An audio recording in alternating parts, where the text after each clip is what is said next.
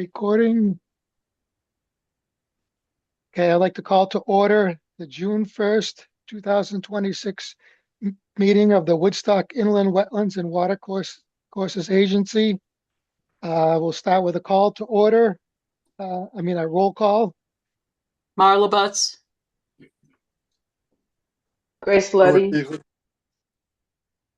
And Bill Rowinski. I hear Stuart Peasley there. And Kathy Barrick is not with us this evening, nor is Mark Parker, alternate. Action on minutes of the previous meeting of May 4th, 2026. Are there any changes that anybody sees? I didn't see any. Marla Butts speaking. This is Bill Rowinski. I didn't see any either. Good job, Dan. Thank you. Yep, good job.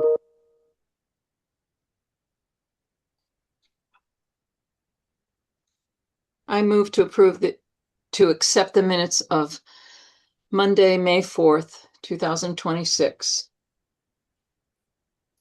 I second the motion. A motion by Marla Butts, second by Stuart Peasley to accept the minutes of May 4th, 2026. All those in favor signify by saying aye. Aye. Aye. Any opposed? And the motion passes. Okay, this next item is citizens' comments, and this is if there's someone from the public who wishes to comment in a brief fashion on something that's not already on the agenda this evening. Do we have anybody who would like to comment?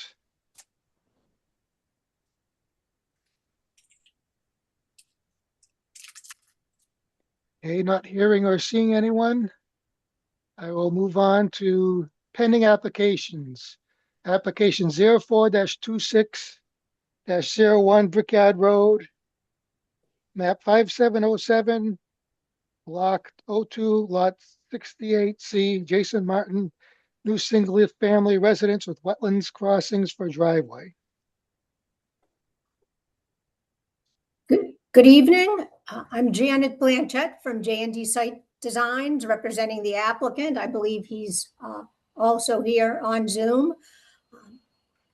Last month, we introduced the project. It's for the construction of a single family house and a pole barn on about 33 acres of land. The site that the owner prefers for his house is about 900 feet into the property. So I don't know if this is the soil scientist report that's up. It looks like there's the drainage area map on the shared screen. I guess. Okay. Yeah, Janet, that's a perfect plan. You tell me where you want to be. Is that sheet one or the blow up? This is the blow up. This is sheet one that, here we go. That shows the whole site. Okay. Or so most of the site. So this is sheet one. It shows the house location and it shows the 900-foot driveway from Brickyard Road. Because of the length of the driveway, there are two small wetland crossings proposed. The one closest to Brickyard Road is only about a 1 acre drainage area. So there's just a 10-inch pipe proposed exactly where John's pointing with the arrow. And then as you travel west along the driveway, ultimately the driveway crosses like an intermittent water course, and the owner, Mr. Martin, has the plans to construct a timber bridge over that small water course. And even calling it bridges is a little bit of a stretch. It would be a bridge, but it only has a 4-foot span and about 2.5 feet high. So it's a very small opening, but he has the oak on the premises and the rocks on the premises. So he's interested in building a small bridge instead of, traditionally most people would propose culverts. That was discussed a bit last month. I think Marla was interested in structural calculations, and the owner did submit those via email, showing that there's plenty of factor of safety. And this is literally such a small crossing that, currently people can drive right through it. So as far as emergencies or anything could go, if there was a bridge washout. The bridge and the culvert were designed for a 50-year storm with a foot of freeboard. The driveway was located as best as we could, curving it around to minimize wetland impacts. And I guess I'm available, and Jason Martin, the owner, is probably on too. So if you have any questions for us. In more ways than one, you know. So Marla Butt speaking, I do have a question. So John, could you bring up page 32 of the posted documents? Sounds good. Okay, so I'm assuming that this came from the internet as a way of identifying the maximum allowable load. And you can see from page 32, it states that the maximum allowable load is 28,800 pounds. And then if you scroll down to the last page, it talks about what a fully loaded concrete truck would weigh. Standard 10 yards is 66,000 pounds. So it looks like the bridge would not be capable of handling a loaded concrete truck, and I don't know what the weight of a fire truck is. So Justin, maybe you can perhaps explain how you plan to build this with the limitations that you've identified.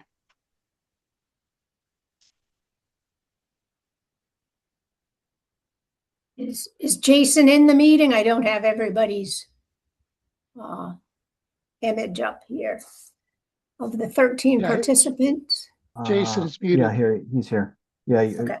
I'm asking him to unmute.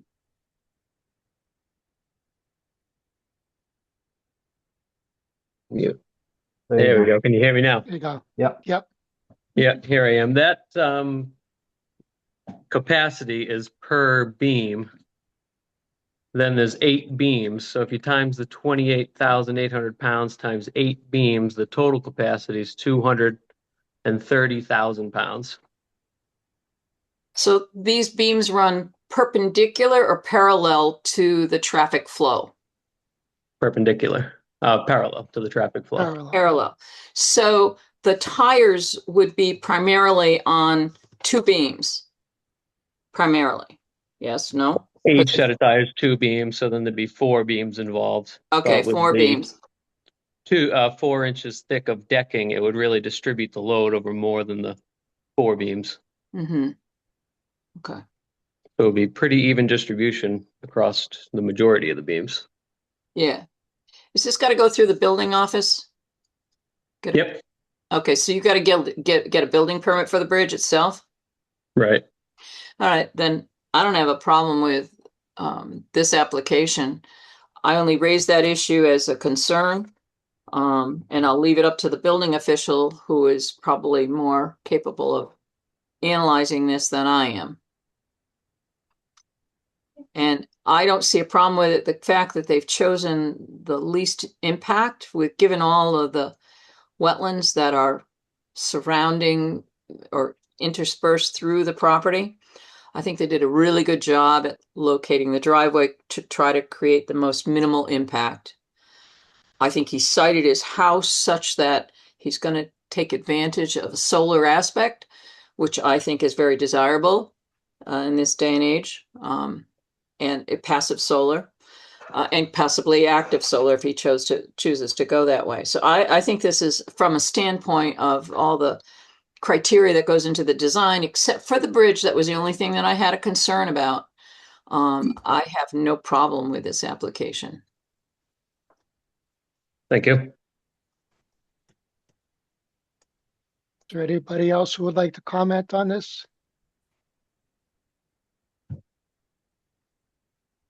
No, I think Marla put it together pretty well. I don't have an issue with it.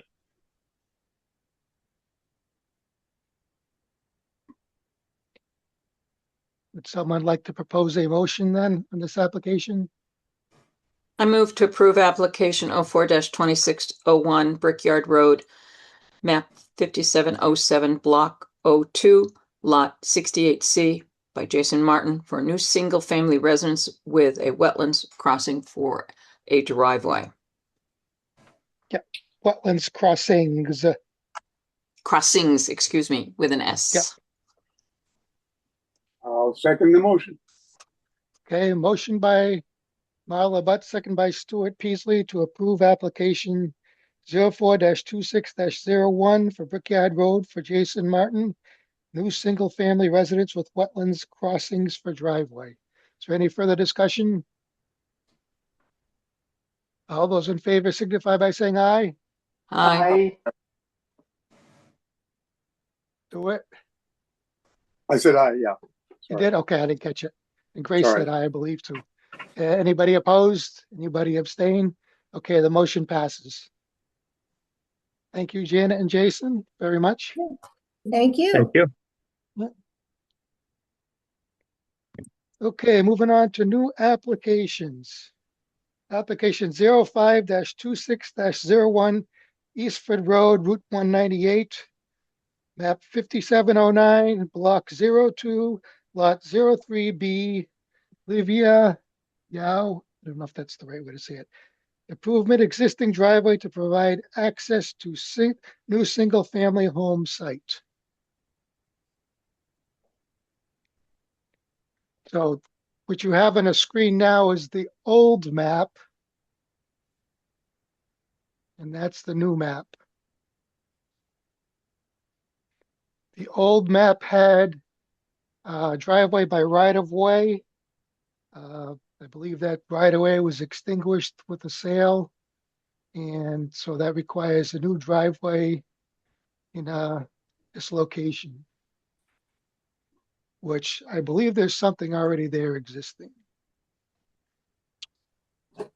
Arla Butt Anybody speaking. like- Do we have a representative from Archer? Yes, I'm Bruce Woodis here, from Archer Surveying and KWP. Can you all hear me? Yes. All right. So yes, this application is a building site that was originally going to be a daycare center built for a Lisa Beaupre. This was approved by the Wetlands Commission and by the town and the health department back in 2006. The daycare center was never built. Its properties remained vacant all this time, and now this young couple, Olivia Yall and her partner Justin Pierce, have purchased it. They want to build a small two-family dwelling on the property. The property is accessed by an existing driveway that comes down from Route 198 to a low point and then back up again to an upland area that's surrounded by wetlands. And the existing driveway has an existing 12-inch RCP culvert. As it presently exists, the culvert is really too short in length for the width of even the existing driveway that's there. The ends are kind of buried over with material from the driveway. And we are proposing to replace the 12-inch RCP with a 24-inch RCP,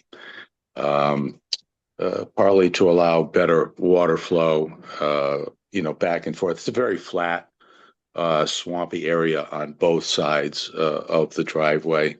There's very little water movement through there, but we feel that a 24-inch pipe would better allow for water to transition back and forth, as well as small amphibians or other animals to go through the pipe if they so desired.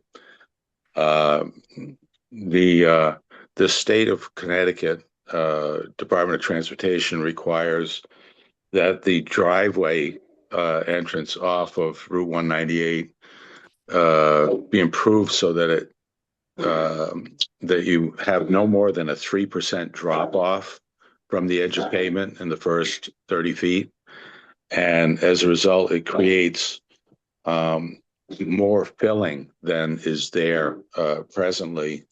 And the driveway is currently only 8 feet wide and the town requires 12 feet wide. So as a result, there's going to be some fill added up at the highway, but also down at the crossing. And so the extra width will cause us to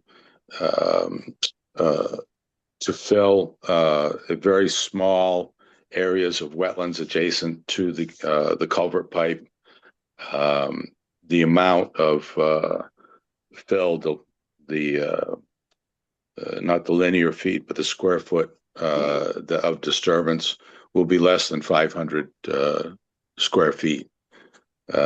We're going to bolster the driveway edges with riprap so that there won't be any erosion and that the fill slopes can be stabilized at a steeper slope than what would be your normal filling out into the wetlands to try and minimize the amount of disturbance.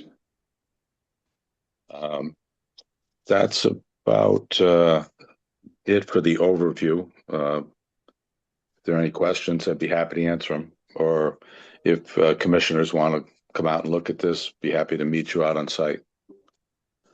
Bill Rowinski, just to confirm, it looks like your inlet and outlet for the pipe are virtually at the same level. That is correct. That is correct. Okay. It's currently at the same level. It's a level pipe right now, and we're not proposing to change the grade of it. That we're going to keep a level pipe there. And there is no drop on the outlet side? No, there's no drop. It's the same elevation on both sides. Yep.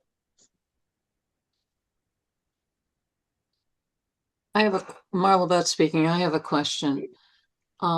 If you could go to page 4, John, showing the old map and make it full-size screen. Okay. So my question is why wasn't, I understand that the access that was on the original neighboring property was given up and by a prior owner, probably as an incentive to sell the lot, and the neighbors didn't want an access on their property. So I can understand that. But why wasn't the driveway suggested to be placed at the, let's see, that would be the south end of the property where the wetlands start? Why wasn't there a thought about putting the driveway there on their property, but south of what the old alignment was? You can see there is wetlands flagging, but it's not very large and it's right at the tip of the wetland system. Why didn't they choose that? Yeah, that's a fair question. And the answer to that is that the wetlands goes right up almost to the tip of the wetlands, comes right up to the property line. And yes. And the drop off, excuse me, the drop off is considerably more severe. You're going up gradient from where we're proposing the crossing, so you're going up another few feet in elevation. So now you have a steeper grade coming down, and the subsequent width of the driveway and the filling in that area would actually create more wetlands disturbance than what we currently are proposing. Yeah, but the only reason why I'm asking that is because the size of the piping, I mean, they could remove the old access way, which would mitigate the filling that's occurring that would be occurring if the driveway was placed to the south. The size of the piping wouldn't be as critical. You wouldn't be as close to the cross culvert on the street, on the highway. You're real close to that cross culvert with the driveway. That's proposed now. So I'm not positive in my mind whether or not I'm looking at the grades, and I don't see how the grades are that different from going from the south side of the property up to the house. Is there a DOT prohibition for that? Well, that's the second part of this equation. We have an existing driveway entrance that's approved by DOT. We would have to get a new application for a driveway entrance at the location that you're suggesting, and the sight lines are barely acceptable where they are now. And as you go to the south, you lose about 200 feet of sight line, because as you go further to the south from the property, you continue to climb up the hill, and then it levels off and dips and then climbs again. And so we don't have adequate sight line from that location. You're sure of that? I am absolutely sure of it. I double checked it today, as a matter of fact. So you have a prohibition for sightline for placing it at the south end of the property. That's what you're telling me, correct? Yeah. Okay.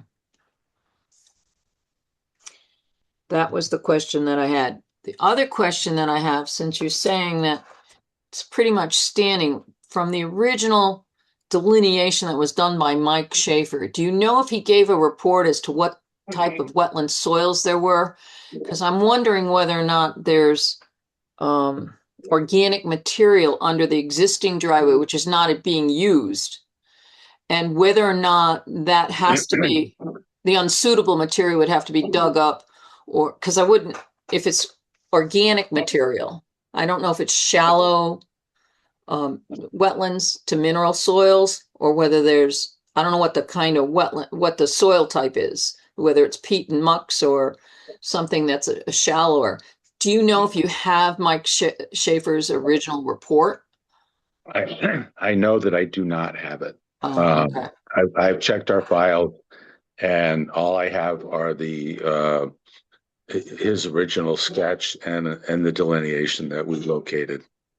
I don't have any kind of a report there. Okay, so how old is this road? Access way? Do you know? Do not know. Okay, so it's been there a long time, but it's not been used. That's correct. All right. Now, the applicants are currently using it. They've moved a camper and some belongings and some other things to the property. Their intent is to live in a minimalist fashion, to live off the land. They're going to be living off the grid. Justin Pierce apparently is a solar guy, and they're going to supply their power entirely through solar. They are going to have a traditional septic system, but so they've been going back and forth through there, and so it's apparently good enough to support the vehicles that they brought in and out of there so far. Yeah, but they're going to have to put a foundation in, so it's going to have to support a concrete truck, correct? Absolutely. Okay, Yep. so Very true. since we can only accept this application at this time, I'm going to ask if you can take a look at least at the NRCS soils to find out what the soil delineation is here. I want to make sure they're not organic soils that will not have the driveway stay stable. And I don't want to see the pipe sink into organic soils, because it may be that they would have to take out the unsuitable soils first and refill it with suitable subbase for the driveway so that the culvert remains stable and not sink. I don't know the answer to that. You'll have to come back, I think, next month and tell us what you find. Yes, and the new group that flagged the wetlands as they're currently shown on the plan may be able to supply me with some more information on the biology and the hydrology of those wetlands. Who did the new delineation? The company's name, as of Venus, they're out of Charleston, Rhode Island. Got to They're make in- sure that they're qualified as They under are. Connecticut law. Yep, I've looked at their qualifications. They're very professional, and they are definitely qualified. Might have to submit their qualifications. The thing that I noticed about the mapping on the this would be on sheet 5 of 5, which is being shown here. You see the wetlands delineation stops at the south end of the property. It doesn't close like we're talking about flag number, let's see. Can't read the flag numbers. Yeah, there's On this side, one looks ends like at B100 and the other ends at B115.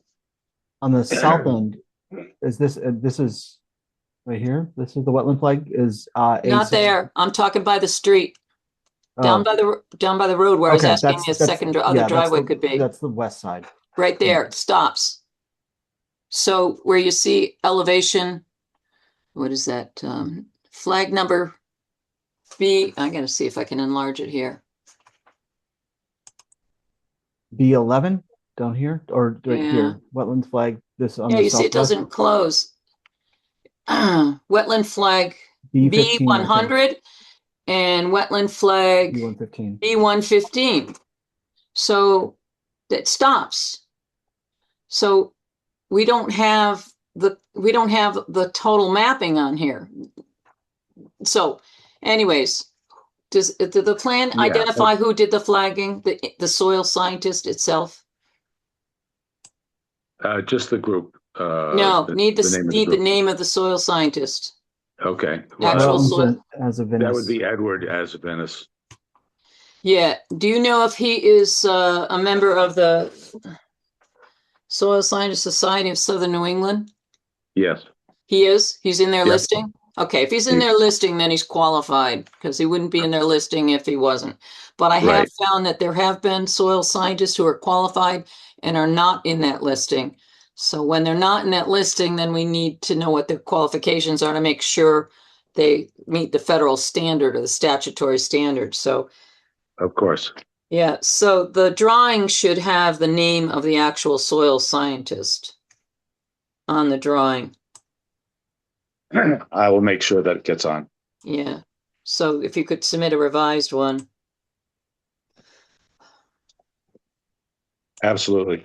And then they could close that line because you shouldn't have an open like that. I could understand if it went off the property limits, but it's on the property limits on the prior application. So why wouldn't it be within the? Yeah. And I believe that we have those wetlands flag locations. Okay. They may have been not placed on the plan, much like some other wetlands limit locations to the north, because they were perceived as not having an impact on where we're crossing. And in other words, we're focused on having the crossing here. And so those are not shown, but I know that they are flagged and that they have been located. So if you I'll make sure they'll be on the put plan. on the plans and the name of the soil scientist who did the flagging, that would be helpful. Okay. And We then can do that. identify what the soil type is where the driveway crossed, because I'm assuming that the soil type was the same on both sides of the old driveway. So the driveway was probably put across whatever the soils are on both sides, which is probably the same. So if they could identify what that soil is and whether or not there's any concerns about heaving or sinking of the driveway due to organics. Okay.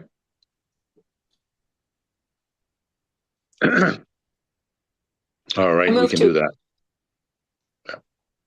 I move to accept application 05-26-01 Eastford Road, Route 198, map 5709, block 02, lot 03B, by Livia Yu. Is that how you pronounce her name? I Y'all, think Yao. y'all, Yao. like y'all, y'all. For filling of wetlands for providing a driveway to a new home. Second motion. Okay, we have a motion by Marla Butts and seconded by Stuart Peasley to accept application 05-26-01 Eastford Road / Route 198 for Olivia Yao for improvement of existing driveway to provide access to new single-family home site. Are there any further comments, questions? All those in favor signify by saying aye. Aye. Aye. Aye. Anybody opposed? Anybody abstain? The motion passes. Okay, Thank you very much, Bruce. everyone. Thank Wait, you. can we Oh. wait a second? Is there Yeah. upland review area identified for this? Well, the upland reviewer area can't be identified because it crosses over on itself. So actually, can the entire identify- house and septic system is located within the upland review area. That is correct. Okay, so it's not just the driveway. It's the driveway, the home, and the septic system is part of the That's correct. application. Absolutely. We're primarily concerned about the driveway access Gotcha. at this time. There may be some changes to the septic system location at some future date. So right Do you now have the NDDH approval for it? we do from previous, and they said if we put it in the same place and did not modify it in any way, which we can do, that that the approval would still be good and we don't have to do any new soil testing or anything like that. Okay, so if they plan on relocating it to a different location, they'll have to come back for a second approval from the agency. Exactly. Exactly. We are all well aware of that. Okay.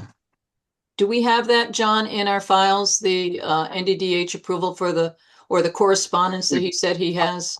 I don't have anything that I'm aware of. Everything that we received is scanned into the file that you see. Okay. I So- did not supply that to you, but I have a copy of it that I can supply to you. Yeah, supply it with your revised drawing, please. So we Okay. have it in our files. Got it.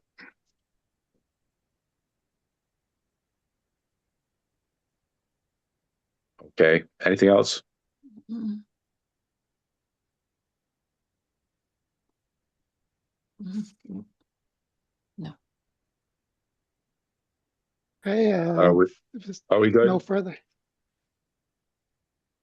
I believe so.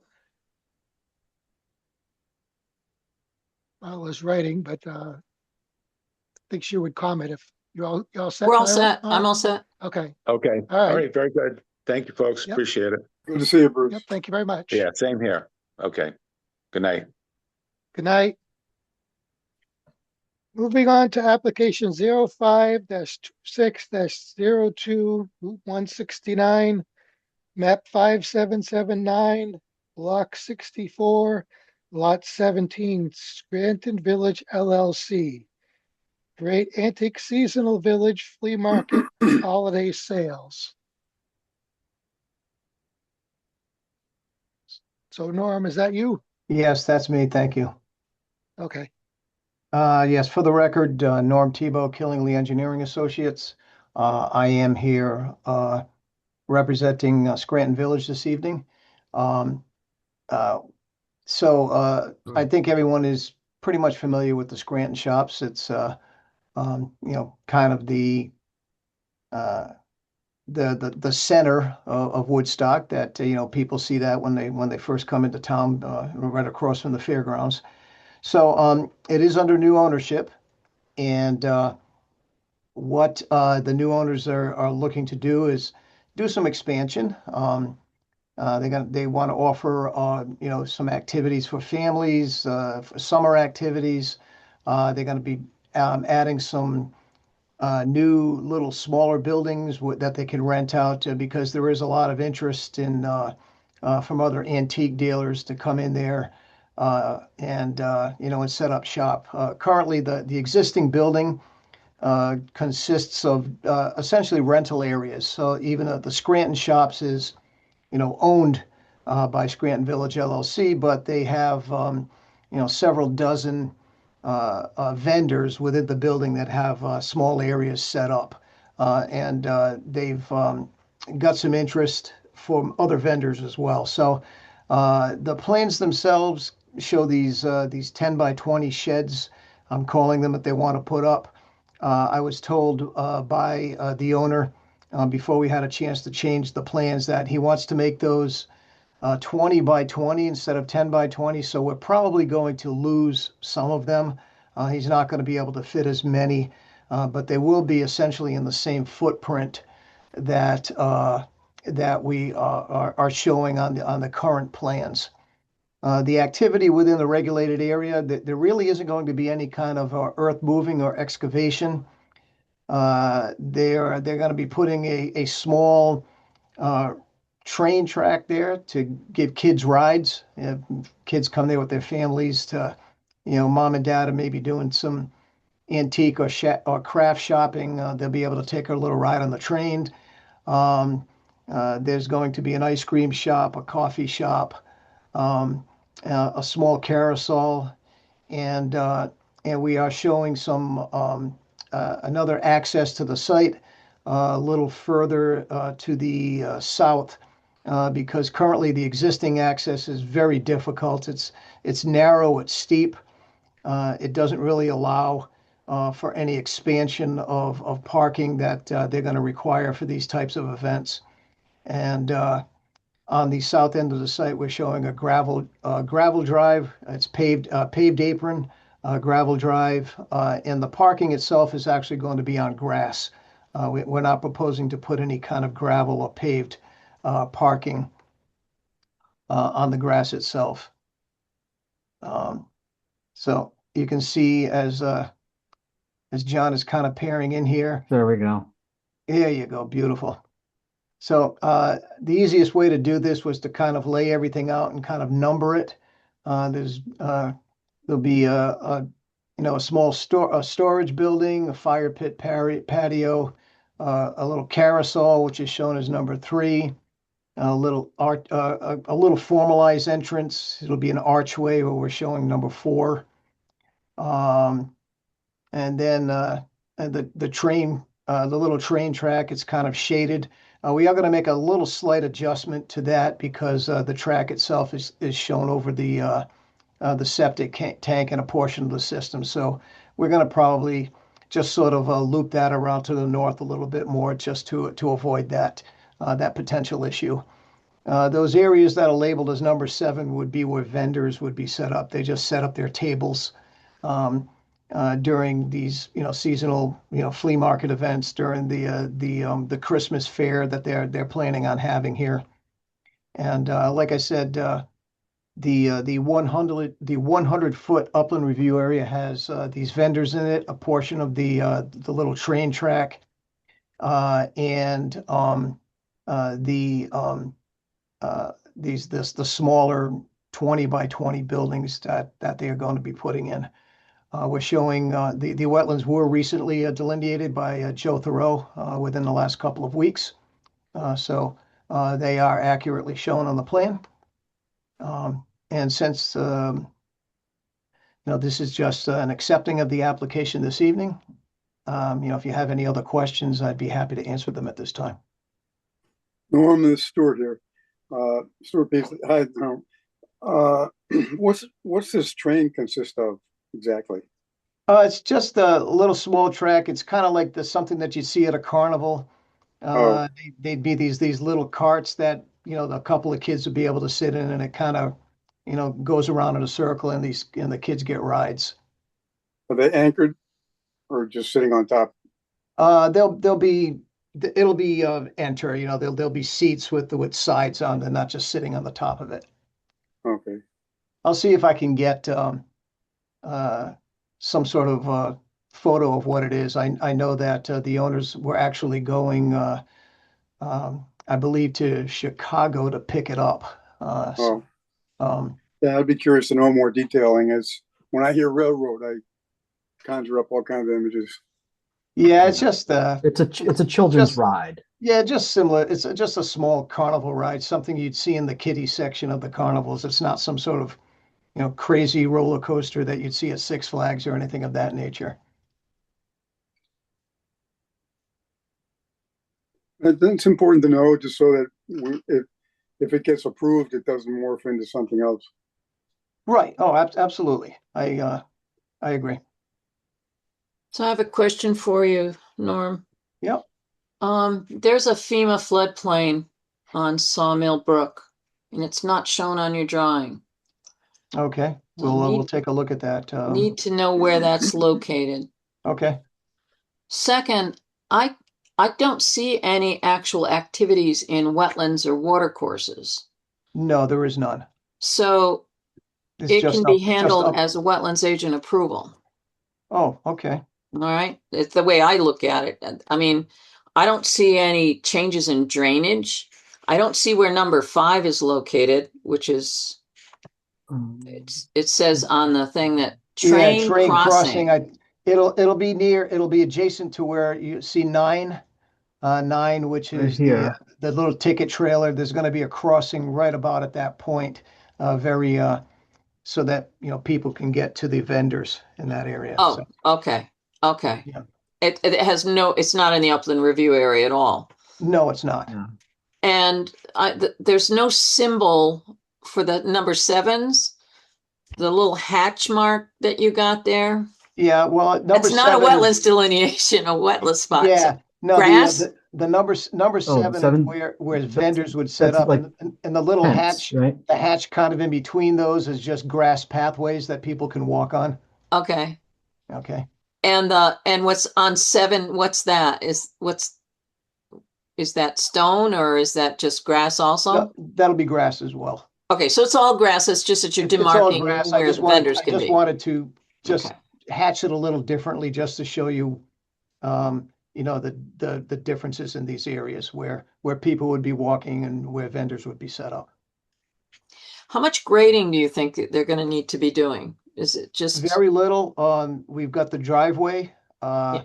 on the south side, and there's going to be a little bit of grading just for the parking area to create 2 handicap spaces. But very little. The grading lines are actually, shown on the plans at the Yep. darker contour lines with the elevations in little bubbled. Okay, so the silt fence that you show, clearing limit silt fence, that's really more like as a demarcation of what the extent of clearing is going to be. That's not really that they're grading in the number 7 areas, are they? No, there's no grading there. There is going to be a Okay. little bit of tree removal in the southwest corner for Okay. that turn on the train track, but no grading to speak of. So I think, Bill, I think because there's actually no work in wetlands or watercourses, as long as the FEMA floodplain is put on the drawing, so Mhm. that in the future, should they have a need to know where the 100-year flood is going to be, if they have an event and they have vendors out Right. in the floodplain, they want to be able to know where they need to move them out of. So Sure. I don't have a problem if this should be processed as a wetlands agent approval, providing the FEMA floodline, 100-year flood plain line is placed on the drawing. Bill Rowetsky, I would agree with you. It's just with the scope of what's being planned here, it was at least warrant a review by the whole agency. I would agree. Yep. And I think the So, fact that we have a floodplain there also makes it a reason why we should look at it. A FEMA designated. And if we get new FEMA maps, those lines might change. So they're They looking may. at maybe this month to be getting new Yeah. proposed maps. And Marla, do you know if that's an elevated flood there? Was it actually done with a flood study or? No, it was no flood study. Okay. But I don't know if the new maps coming out are going to show that, but Mhm. but that's for their benefit so that they know, because you're not changing any grades. If you're not No, we're changing not. any grades, then it's no effect to the wetlands or watercourses, but it might affect their operations if they have an event going on when a flood comes through, Mhm. and they want to be able to tell them, gotta Right. get your stuff out of here. Yeah, and I know that you're aware too, if there are, some sort of, crazy events, and there is a potential for some flooding, these aren't the kind of things where, if it starts raining, then all of a sudden they're going to be inundated. Right. Typically these Right. things take a day or so to kind of form and flood to the extent that they're projected to. Yep. The biggest hazard was a dam upstream that has been removed. There's a couple smaller ones, but it's pretty free flowing there for the most part. Mhm.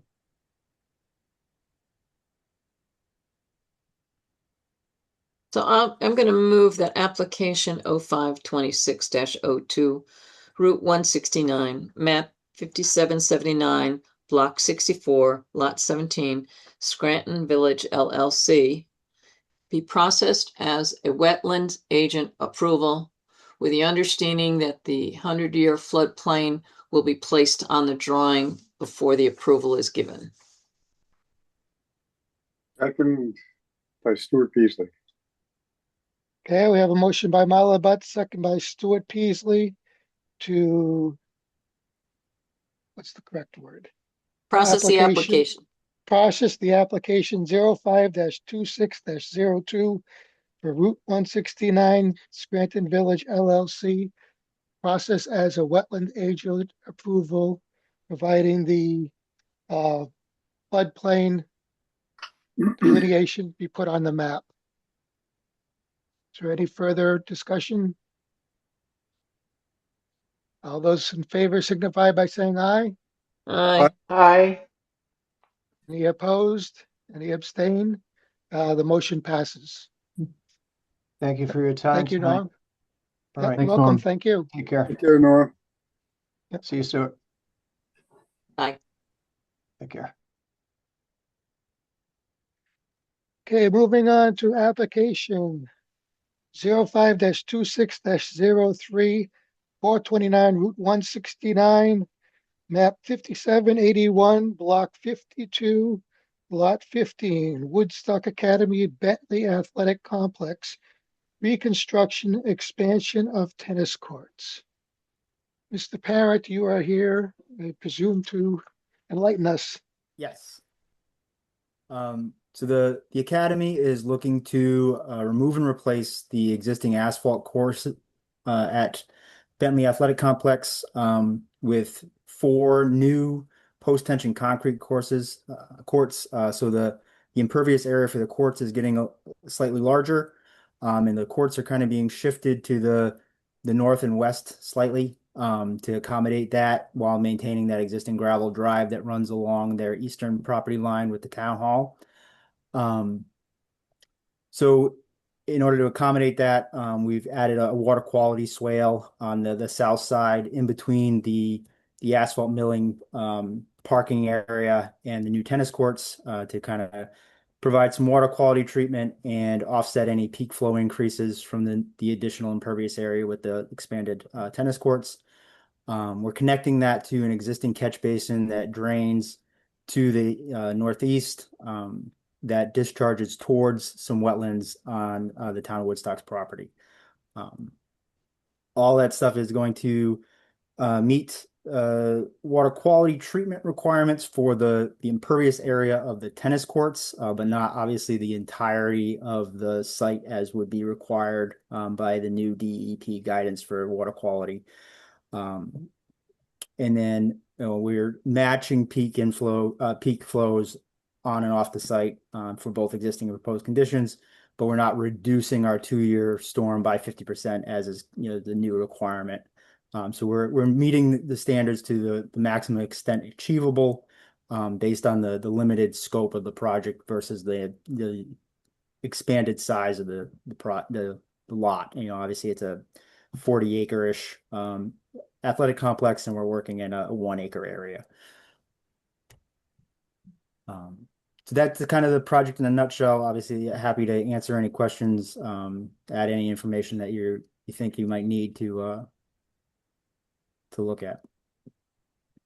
I have a Bill question for you, Rowinski, Pete. Oh, go let ahead, me Sure. go Bill. first. Page 170 talks about modification to a special permit. Is that something that's primarily for planning and zoning, or is that, Yeah, Yes. So that's part the of the athletic. special, that's part of the special permit application.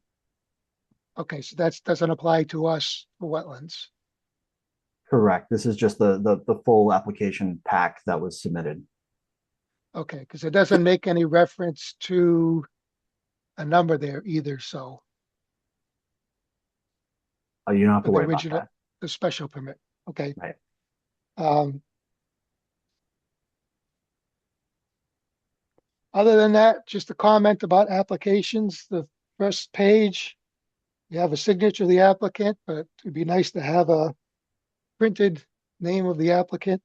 Because I Okay. had to look further in the document to find that actual, who the applicant was. Well, the For the applicant is right Woodstock at the Academy. top. It says name of applicant, Woodstock Academy, right at the very top. Yeah, but there's also a name of the applicant too. Who is that? Hans Who signed the Reinhardt. application? Hans Reinhardt is signing the applications for the academy currently.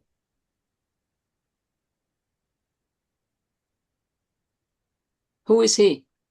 He is the new CFO, I believe is his title.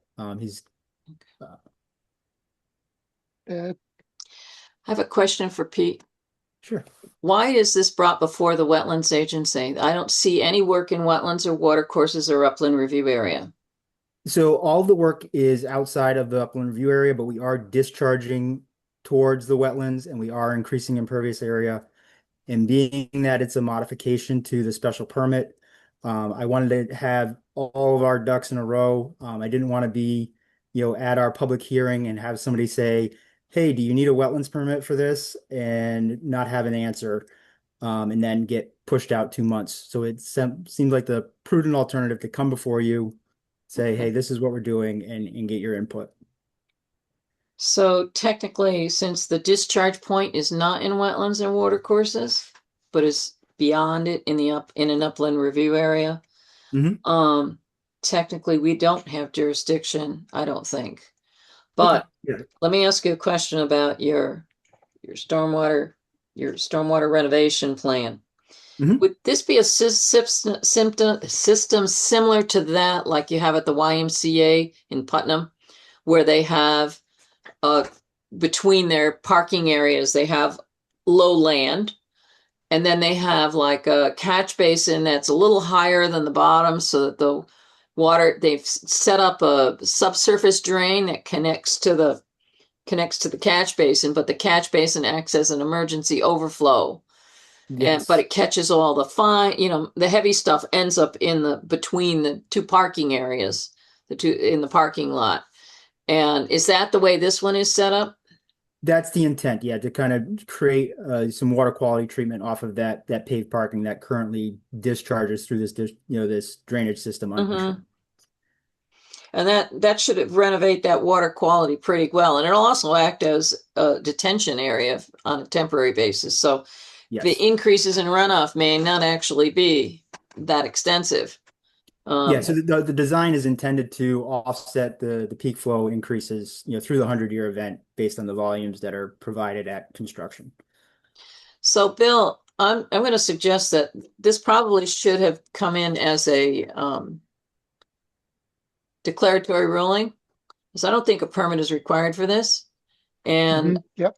I think the commission should make a ruling that no permit is required for the activities identified in application number 05-2603. Do you want me to make a motion to that effect? Yes, I just want to make one comment. Page 185 refers to the detention. So that's the very last page if you wanted to see something. Number 12. I gotta enlarge it. Okay.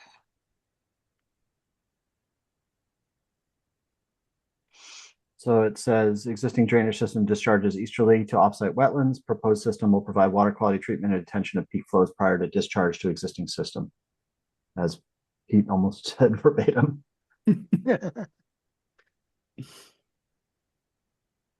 Okay, go ahead, Marla. I just wanted to highlight that. Okay, so I move that let me see how I want to say this.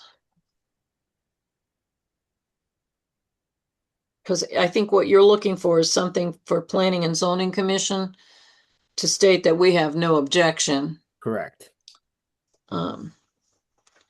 So I move that the wetlands agent notify the Planning and Zoning Commission that no permit is required for work as shown in application 05-26-03, 429 Route 169, map 5781, block 52, lot 15, by the Woodstock Academy at the Bentley Athletic Complex for the reconstruction and expansion of tennis courts.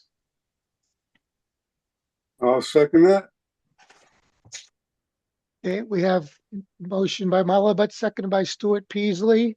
And the exact wording is going to have to be recovered from the recording for application 05-26-03 for the Woodstock Academy Bentley Athletic Complex. Is there any further discussion? All those in favor signify by saying aye. Aye. Aye. Any opposed? Any abstentions? The motion passes. Thank you, Mr. Parent. Thank you. Have a good night. Yeah, Thank good you. night.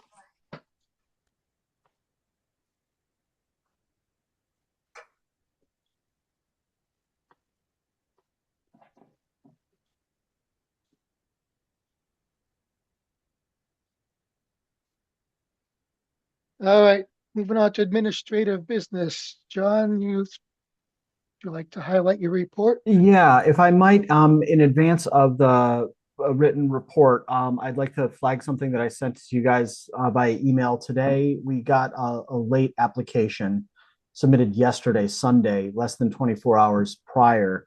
However, it is a request for determination, and possibly not a formal application. Obviously, it is your discretion to modify the application or modify the agenda of a regular meeting on the fly, should you so desire.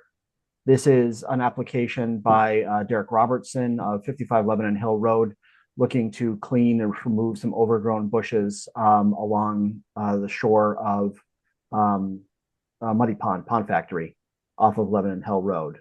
So before you discuss that, obviously you want to decide on whether or not you want to receive this or have it deemed formally received sometime before your next meeting, because we're meeting next more than 35 days hence. So, John, I got a question for you. Yes, ma'am. What is the urgency of processing it tonight? Are you given any indication from them? Well, Mr. Robertson is on the call with us. The urgency is he would like to proceed, and we are meeting, so I raised it. So this is, I was just, oh, go ahead. I'm sorry. so this is 55 Lebanon Hill Road? Okay, go ahead. Sorry, Mr. Robinson. Oh, no, that's okay. I would say just the urgency to John's point is just time of year. Obviously, we have a short season. We just purchased the home back in October. So I'm just getting to this now, and we want to be able to enjoy the property. As you can see, it looks like there's just been some overgrown bushes that have just started to kind of take over the shoreline a little bit. We do have a beach opening. We just wanted to expand that. I understand there has to have the lip has to remain in front of the waterway or the pond. And we can't, go into that by any means, but this would just be more of a opening it up to just really open the beach.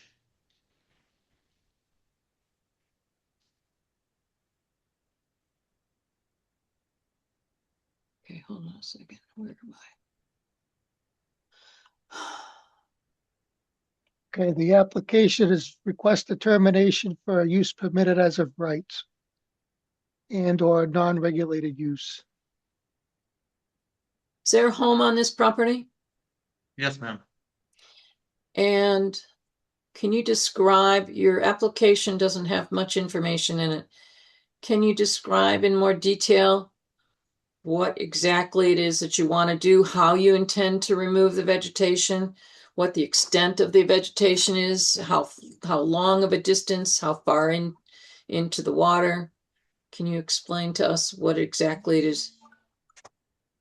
Sure. I mean, it wouldn't be into the water. We would say all of this vegetation is above the lip, so we wouldn't be going beyond that by any means.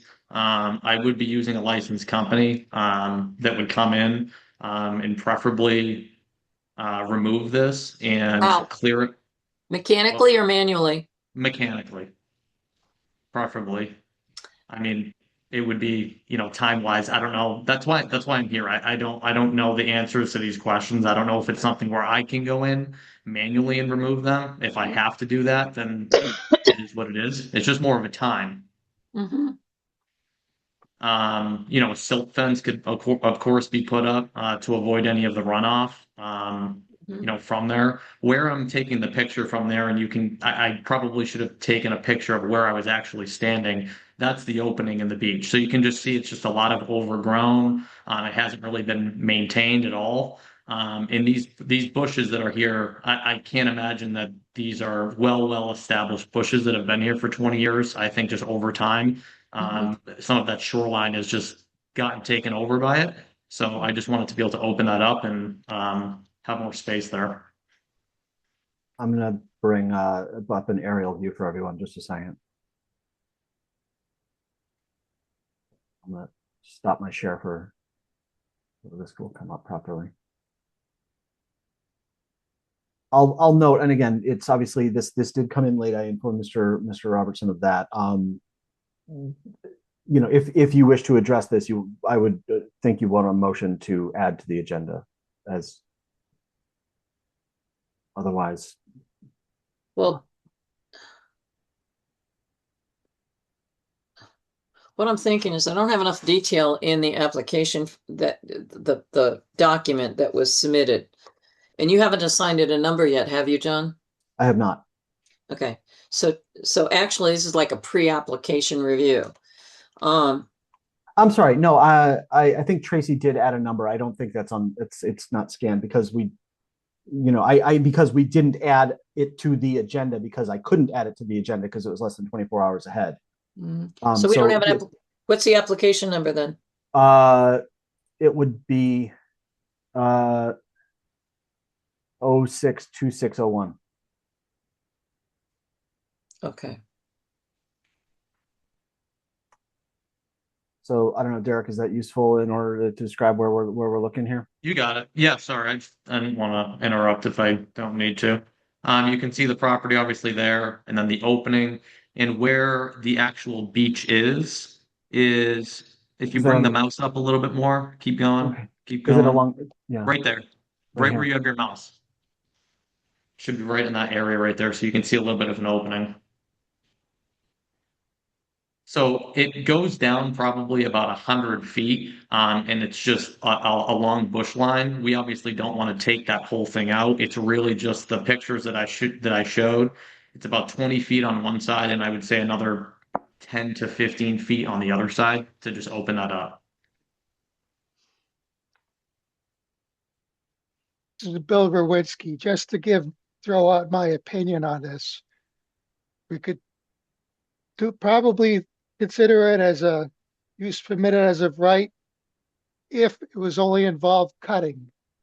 If you want to have digging, then you're probably going to have a formal permit, which we can't do tonight. Okay, and so I'm clear. What is considered just cutting? Can I cut the bushes down to the ground? Yep. Yes. All the way down to the ground, so we're not stepping on stumps and such? Okay. Yep. Yeah. But if you start cutting trees, you don't want to do clear cutting within the upland review area, which on a water course is 125 feet. So you can cut some trees. It doesn't need any, that's allowed. As long as you leave at least some trees behind. But cutting of vegetation, as long as you're not in the water itself, you could do maintenance, yard maintenance. That's fine. But when you start digging into the water or you start clearing completely, taking all the trees down, then you end up needing to come in for approvals for that. But even if the bushes aren't in the water, does that still apply? Because these are not in the water. No. These are on the property.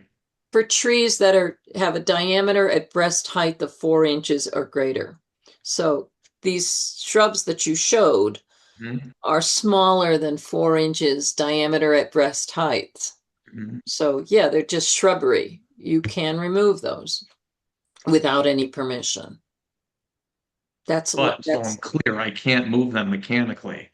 No, as soon as you start moving the earth, you want to cut them back, that's fine. But as soon as you want to start removing the earth so that you might get sediment into the water, that becomes more of an issue. My advice would be if you really want to do that kind of work, you want to do it after the growing season, after the ground is starting to freeze, so that you can get it done now this water course doesn't get drawn down, does it? This is not one that No, has a dam. It does it? no, the Bill Rowinski, no, as far as I know, there's no mechanism for drawing it down. Okay. I mean, if there's low water in the summer, that one might be something else, but it looks like the Yeah, water's a little bit down right now, so. It is. yeah. I don't see a dam on the aerial photograph either. Although, There's just a small brook of an outlet next to where the town beach is. I'm gonna look at Way to the right. Right across from our property. Yep. I'm looking at the contour map and seeing how The Pod Factory Road there, does it drain north? somewhere around there. Um, How does the water course drain out? somewhere at the top of that, Does it drain to the north? looking at, No, no, No. no, it's comes in got from the north. It's that 19, it's Lot gotta go 19. out near to the west, near lot, to east. to the east. It's not- gotta drain to the east, Remember, near, between 19 and the beach. And the town That's the property. town yes, beach. the town and Lot beach. 19. That's You where can it see drains a out. line right in the middle, right there, Right here. just below the yellow line Right here. there, and it's a culvert under the road. So if you wanted to reestablish a beach, then you would have to come in and show us, what the extent of the earth moving is, how much you're going to remove, where you're going to take it to, and how much sand or whatever you're going to use for your beach material, how much you're going to put in, how far into the water, if you're going to put it into the water. Do you own into the water or do you just own to the edge of the water? I don't know that. I'd have to Look at your deed. Yeah, I don't know that. Yeah. I'm So not planning on putting anything in the water. So Okay. the plan is to open that beach. I'd like to scrape, the grass area to make it more of a beach because that's at one point what it was. It's just gotten overgrown. So, and that goes to my question, just while we're here, is there a certain point away from the water, away from that vegetation, and you can probably see it in the picture behind those bushes where it's grass? Where do I need any permit to be able to mechanically remove any of the grass in terms of bringing in an excavator and scraping the grass backward? Anything within 125 feet of the edge of the water, you need to come in and show us what it is, what the extent of the work is. Have a drawing to show what the extent of the land disturbance is and what kind of erosion and sediment controls, what your timing that you're going to do it, how you're going to restabilize it when you're done. But cutting the bushes, no, that doesn't require any approval. You could get started doing that and submit an application for doing the grading work. What about sand, the amount of sand I have to bring in? I'm assuming that has to be approved because you've brought up sand a couple of times. So does the amount of sand I actually get to bring in, do I get limited? Yeah, whatever you're taking out and whatever you're putting in the upland review area. Okay. But cutting the vegetation, you could get started doing that now. If you do it manually, have a crew come in and take it down. But as far as regrading, that you would need. Now, it looks like you purchased this property. October. Oh, I don't see it in here. I see I think I December. own it. Someone else can pay the mortgage. That'd be great. Yeah, it has, It's possible that the assessor hasn't updated the GIS records yet. This is not GIS. I'm looking on the land records, which are updated every day. So I'm looking, I've got Elizabeth Aaron Robinson purchasing some land from a Martin Power. 55 Lebanon Hill?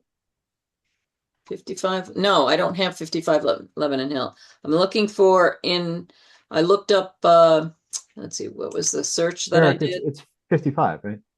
Yeah. Yep. But when you look at on the land records, you look at who the owner is now. It looks like the assessor still has it listed as Graham and Martin. Carol Martin. Yeah. Or Martin So Graham, rather. I looked at Robinson. So Robinson. That's just spelling your name? No, Robert. No, it's Robertson. Oh, Robert S. Robertson. Okay. Sorry. That's okay. Robertson. Okay. Let's see what we got. Christopher? No. Eric. Yeah, hold on. November. Derek. Okay. You got a mortgage on November 3rd, 2025. And you purchased it on October 21st, 2025. All right. All right. That was your warranty deed from Mr. Martin. Okay. So you've owned it only you haven't really, this is your first year of actually seeing the vegetation there.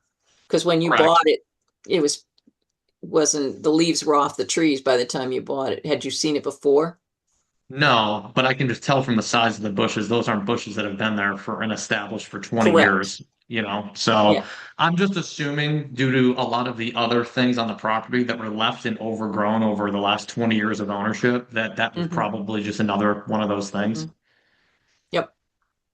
But it sounds like to do what I would like to do because cutting it down is I mean, it's opening the view, but it's not doing what we're trying to do. So it sounds like I would need to get more detail. The plan that you had, the paperwork that you submitted, which was a request for a ruling, and there's insufficient information as to, like, you don't have a drawing showing where it is that you want to. You could use the GIS printout. You could take and print out from that and write on that the extent, because those come out as scaled drawings when they're printed out from the GIS. And you can show the areas where you want to do the grading, where you want to remove the vegetation, where you want to put, if you want to bring in material, you want to take material out, show what the extent is. And that way we'll have a better idea of what it is that you're doing. Because what we have right now, just with some photographs and the minimum information that got received, is not enough. Is for it us going to to know have to whether or be not permitted there's though, just so I understand? Is this going to require an actual permit? No. Okay. You're going to be asking, I would assume, for a use permitted as of right, maintenance and enjoyment of a residential home. Yeah. But you need to give us some details as to, what the extent of the work is that you want to do. Those can be processed with the same, once we get it in, as long as it's at least a day before, usually have to be the Thursday before the meeting in order for us to get it on, have it on the agenda, because the agendas are posted on Thursday and the town hall's not open on Friday and where meetings are on Monday. So you'd have to have it in by Thursday before the next meeting. And then it can be processed right then that night if we have sufficient information. Sounds like a plan. providing there's not extensive work in the water. He's saying he's proposing no work in the water. Yeah. So Yeah.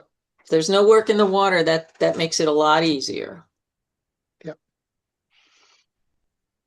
Okay. I appreciate your time. Thank you. Welcome. Right. Yep, you're Derek, welcome. we can touch base later this week if you want. Okay. Thanks, John. Yep. Have a good night, everybody. Thanks. Yeah, good night. All right. Thank you, Mr. Chair, for considering that request and hearing him out. I appreciate that. We kind of got a little bit away from us, but Well, that would have been it's- under the wetlands agent report, wouldn't it have been? Yep. Yeah, that's part of the wetlands agent report. So, because that was, well, someone I dealt with, encouraged him to get his materials in, but sometimes that doesn't happen. Other items for consideration, obviously you've dealt with relatively expediently the applications pending today. Continuing to stay in touch on the Butts Road Bridge. Obviously, I think probably Marla and Bill, you guys are as at least as well, if not more, read in on that than I am. I have met with folks from the Palmer Arboretum who seemed very uncertain about whether or not they needed to get any municipal permitting for some work that they wanted to do up just beyond the parking lot to the rear of the historical building there. There is a water or a spring-fed water feature there. I would say it's probably an intermittent stream, maybe a little bit more than that. It didn't show up on any town wetlands mapping, but it's clearly there. And I had a wetland scientist go out and meet with them to just kind of take a look at the area. So that will, some landscaping work that they want to do there will require a wetlands permit. And so they're hopefully getting that stuff delineated and getting an application into us. Following up a request or a question from Bill, and this is on the agenda for later, relative to the property at, was it 1336 Route 169, the single family residence that is being built there, but put their driveway in an entirely different location in the upland review area. I reviewed the application, Bill's material, and went out to visit the site today and issued them a request for compliance, asking them to basically come back to wetlands with a revised plan for review. Because again, the driveway is in the wrong location. And as far as I can tell, the driveway was permitted in a different location by DOT because it's on Route 169. And they moved it. I have no indication that DOT was aware of the new location because of the reference that DOT made in their letter was the plan that you guys had approved, which had the driveway in a more northerly location. So was dealing with that and issued a letter of enforcement. And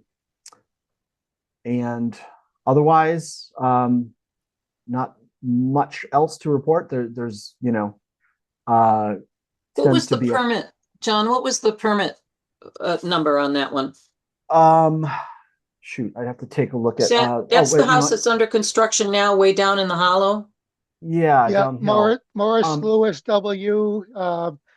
It was. Don't know if I put it on there.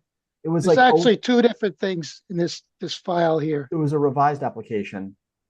It was like. Yes, I remember it. I've driven by it. Okay. 2610 24 48 12 24 48 might have been it. Yeah, but it was the final, the revised approval was like last April April of 2025 for the garage. Yes, I remember they had to relocate the garage. Yeah. And so this is and I don't want to step on the other agenda item. If we had that, hold on, did we have this as a separate agenda item? We did. Sort of. Yes, it's under administrative. There's two different items there actually. Yeah. So this is the driveway that's south of the approved location.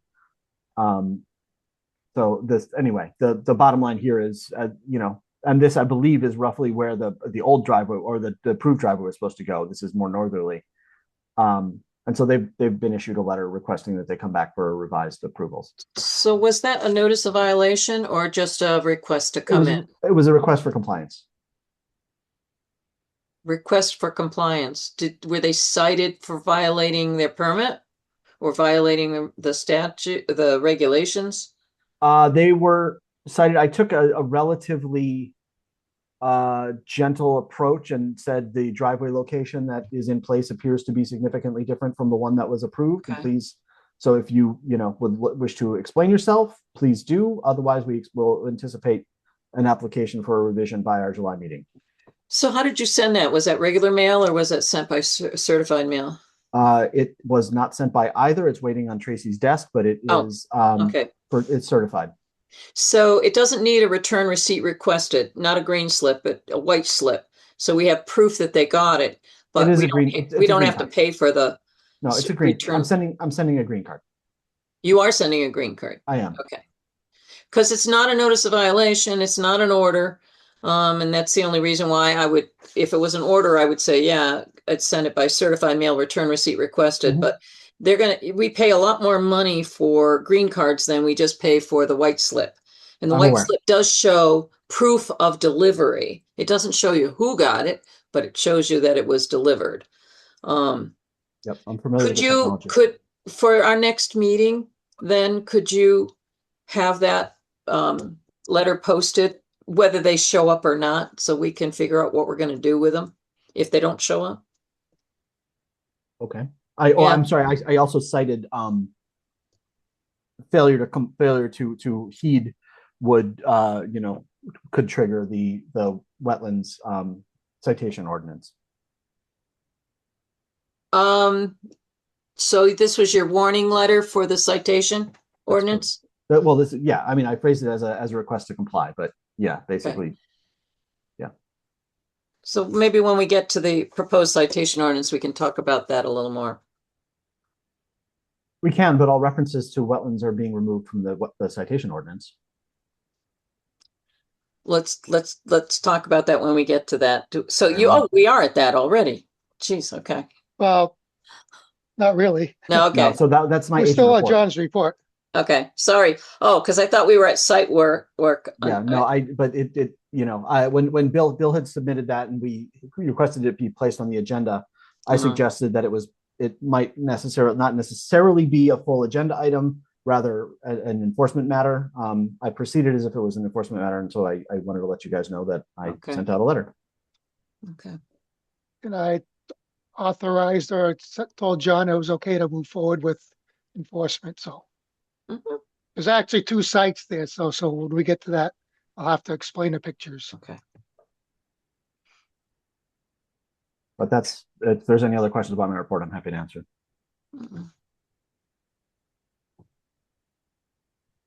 Okay, no questions? Correspondence, any? No additional correspondence. Financial report, we're still doing okay. If you haven't need something for reimbursement, have something, then please. Yeah, this is the last month of the fiscal year, so. Yeah.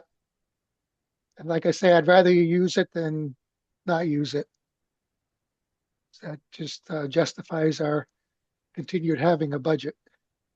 Is there a form in order that I have to file to get reimbursement for the khaki meeting? No, There's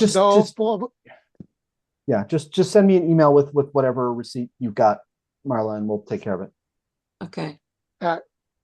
If you want to do it yourself, you could do it to Diane Converse. She's been the one handling that. Okay. I created my own form and I kind of left it as a template for the use, but the town does not have an official form as of yet. So Do you want to send that to me? And I'll use the same thing? Yeah, if I can find it. Okay.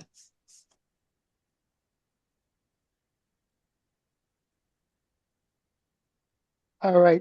Can we jump over the draft for a minute? Draft applications for a minute.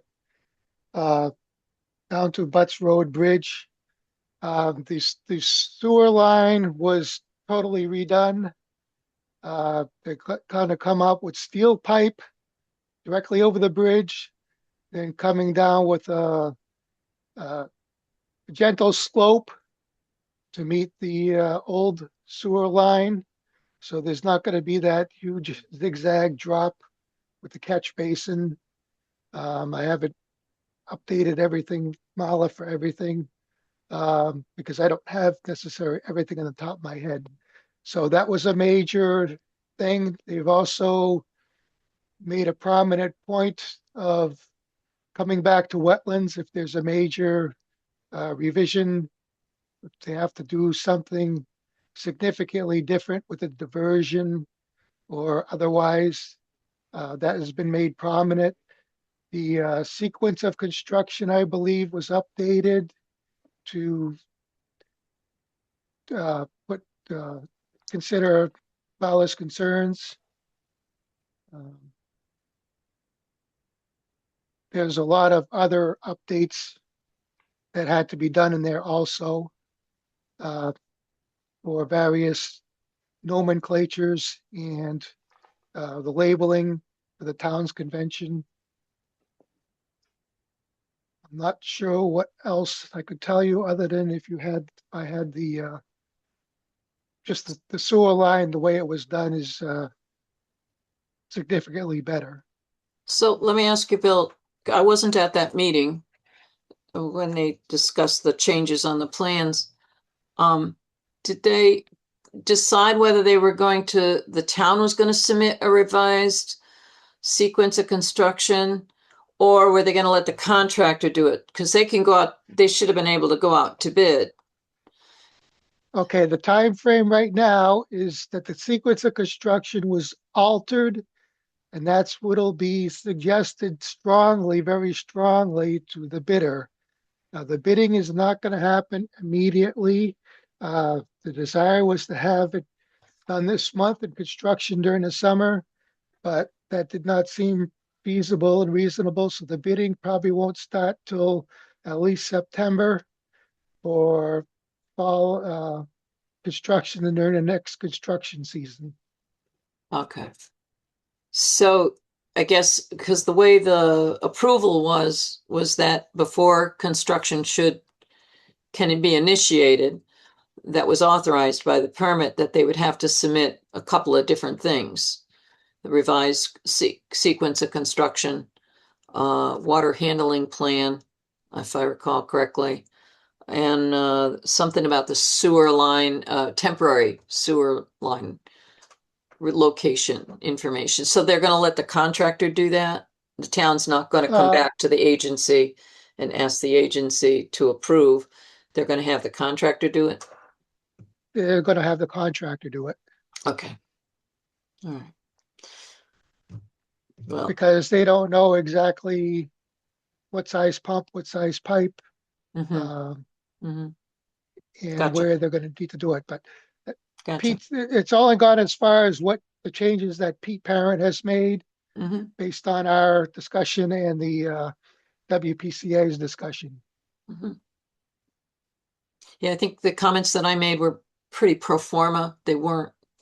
I actually suggested the changes, so I'll go through what those revised drawings are and see if they missed anything, and I'll let the first selectman know if I see something missing from my comments, but I suspect they probably are all corrected. Yep, he said he went through as many of them as he Mhm. could. I don't know exactly what all of them were because I didn't have a list either, but he didn't provide any list of the changes he made. Okay. Okay, that's Butts Road Bridge. The site work on 1336 Route 169. If we can go back to those pictures, John.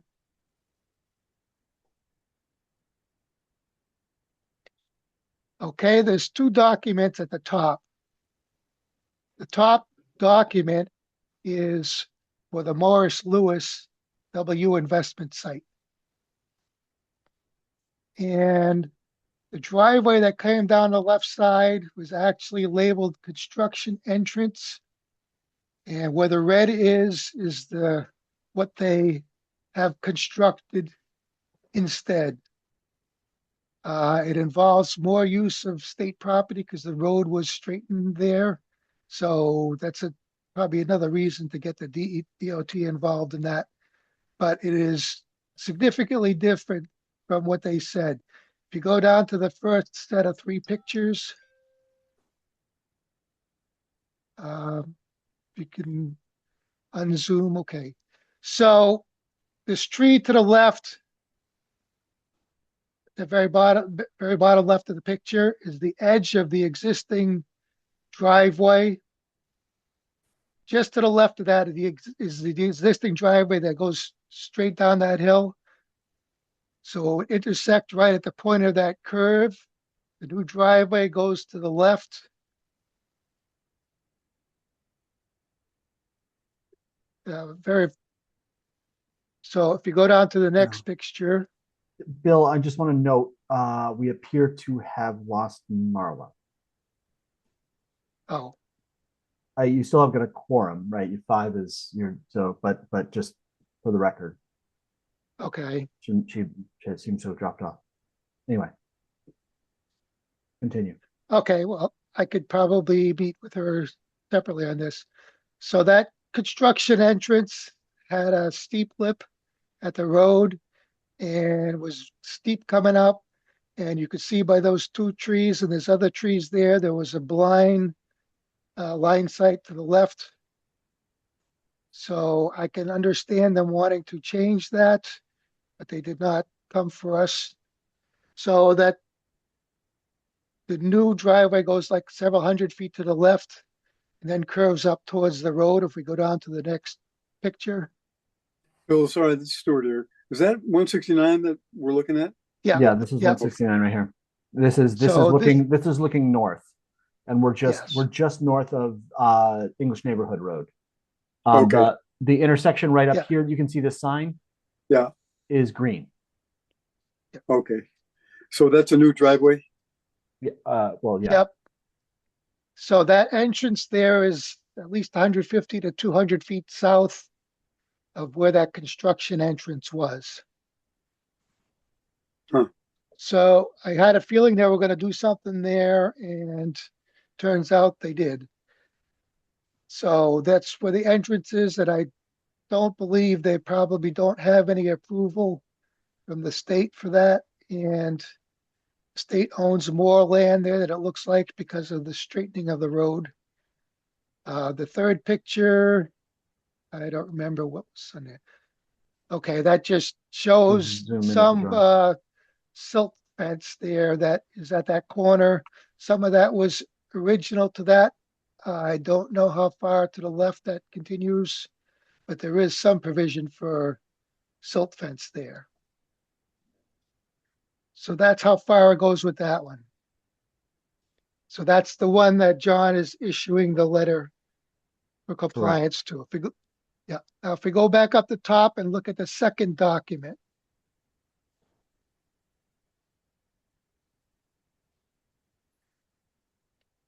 Now what's hard to see here is the yellow lines. They come up pretty good on this. This is actually 1336 Route 169. So this was a house, if any of you are familiar with the area, it was started probably 20 years ago and then sat for a long time. I think the original builder was probably someone who was not a builder and doing it themselves. But gradually over the last few years, if maybe longer, they've been doing a little bit of clearing around where that says defined channel.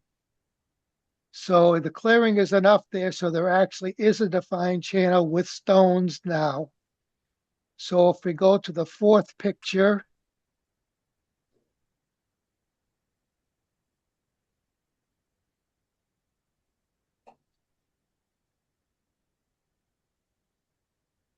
okay, that's all the trees they've taken out.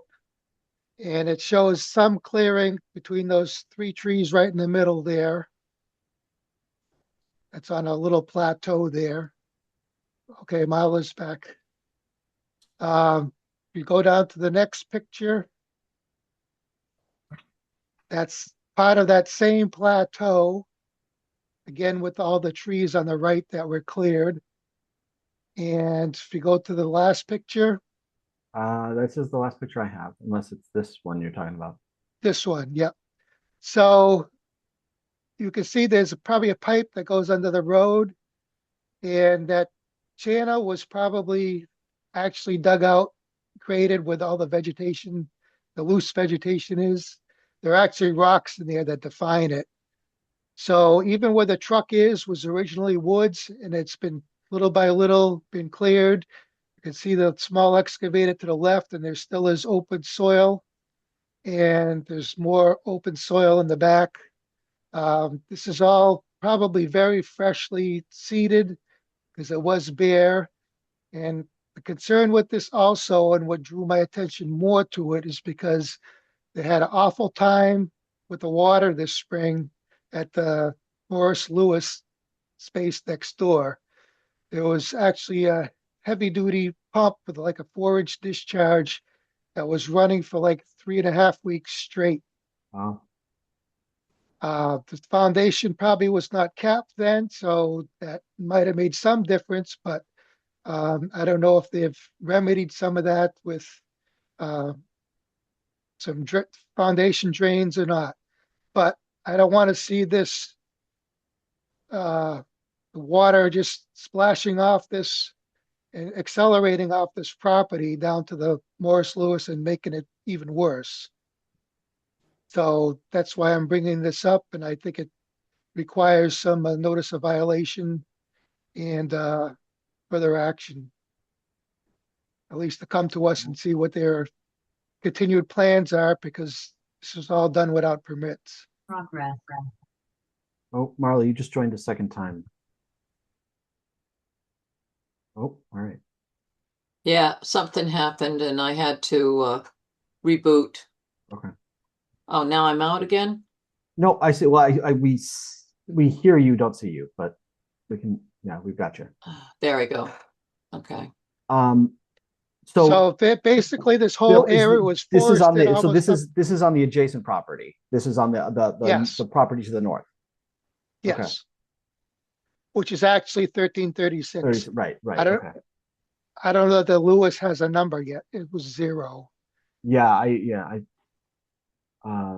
Right. Okay. So a note of I can send a note to these folks. Yes. Okay. Cool. So they originally forested pretty much to the right of that truck even, but it's been nibble of that a little bit at a time. I doubt that there was originally a defined channel like that. It was probably just a low depression in the leaves. But it's certainly, as they're going along now, there's certainly definitely activity in the upland review area. Okay. And the reason for bringing it up now is because I've looked at it more closely because of the Lewis property next door. So it drew my attention a little bit more. Okay. I'll Mal- go and I took some pictures up there. So I can issue a letter when I'm in the office on Thursday. Mala, you're muted. Mala, you're muted.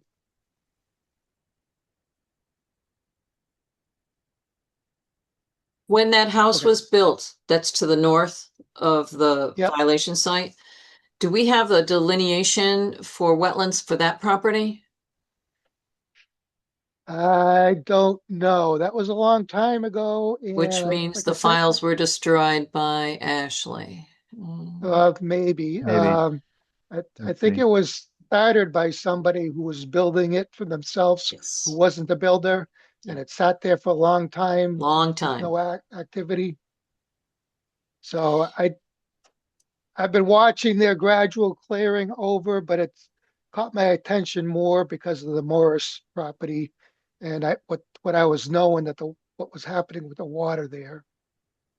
The That's wetlands from, delineation is not accurate in this area Yeah. in any case. Okay. So, But that's clearing. I'm sorry, Bill, just to clarify, is basically right in here. mhm. It's most of the way down there. It's probably not down to the corner, but it's probably down to the, right where you're there, Yeah. it's kind of circled around. Mhm. I don't really know what's happened in back there and whether that's going to be more clearing or whether it was cleared out previously also.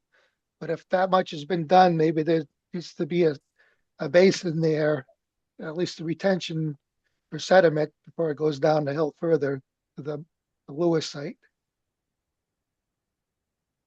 Mhm. So hopefully that clears a little bit of that up. Okay.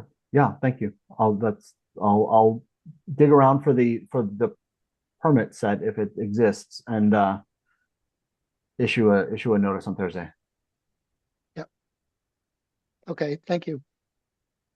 Uh, let's move down to G because we can after the citation ordinance.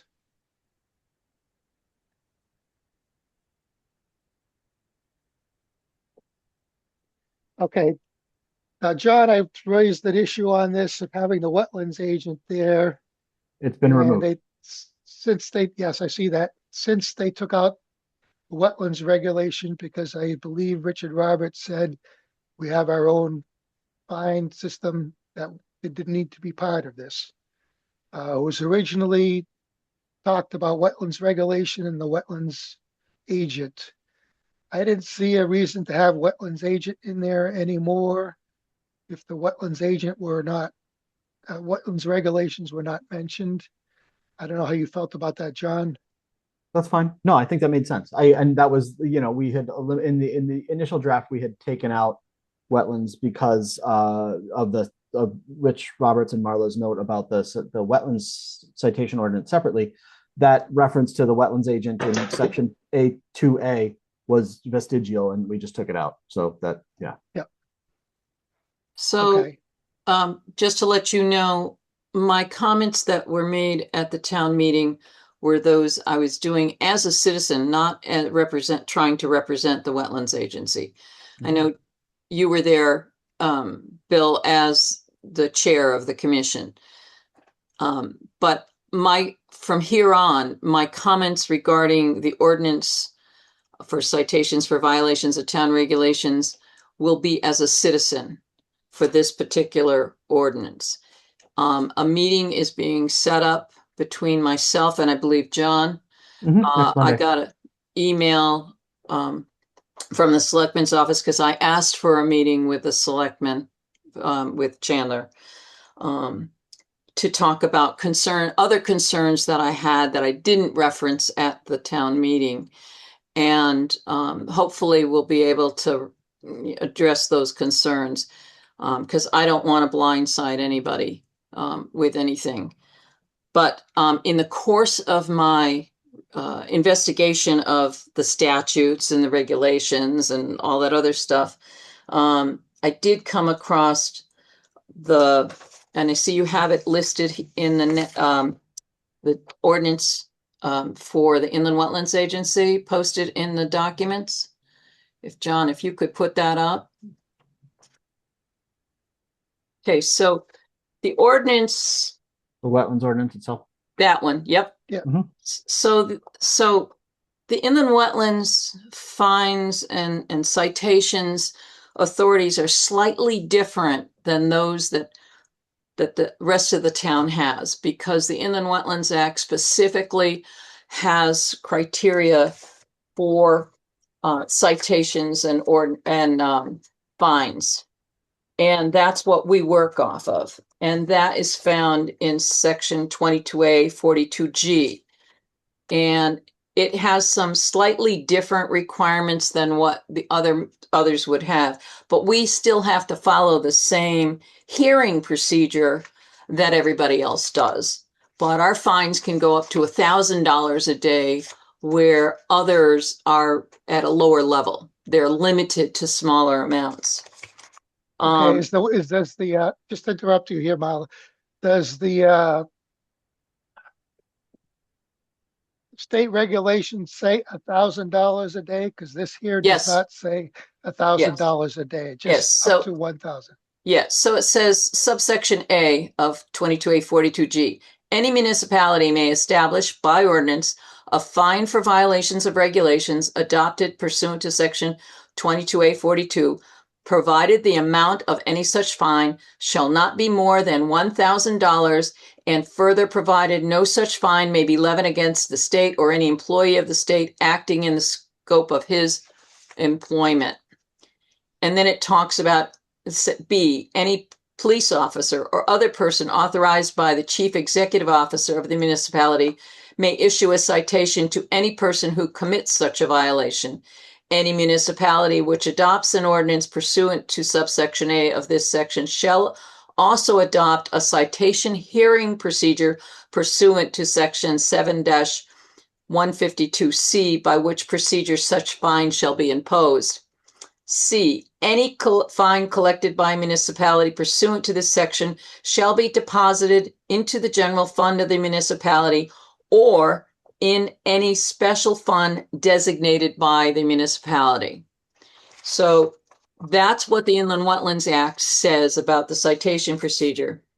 So when I was reviewing all the different statutes and requirements on ordinances, I took a look at what section 7-152C, that's the hearing procedure. And they made some changes to the statute since the wetlands ordinance was passed in 1991, I think it was. It was revised. I don't have the actual, let's see, it was Yeah, I didn't copy that. 90. Hold on a second. Because it's had a number of them. It's either 97 or 92. 97. It has to be 97. Amendment 3. Repealed section 6 of the existing ordinance and replaced it. And section 6 is fine for violations.